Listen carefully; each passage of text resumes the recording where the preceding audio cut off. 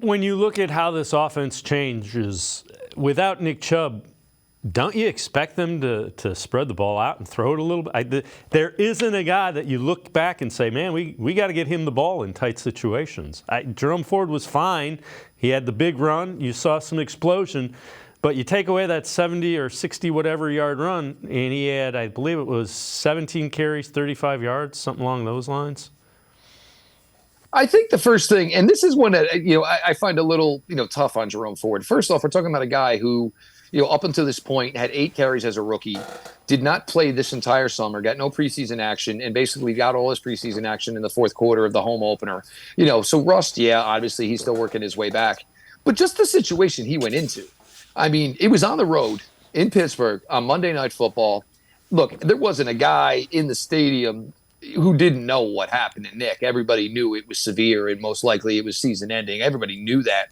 And here's Jerome, just walks into the huddle, finishes the same drive by catching a touchdown pass, gets the 2-point conversion. Next thing you know, here he is going all the way to the right, cutting it all the way back. I think a lot needs to be said for what Jerome Ford did stepping into that situation. Because, look, guys are down. There's no way around it. And, Jerome Ford just basically went in there like, I got to be the best player I can right now because, I know who I'm replacing. So I think, his efforts on Monday Night Football, because he was a guy who probably thought, hey, maybe if it's a good day, I'll get 5 touches, maybe 6. Then all of a sudden, here he was starting running back 1. So I think it's a really, really, really admirable performance by Jerome Ford. And it's going to be interesting to see where he goes through this week.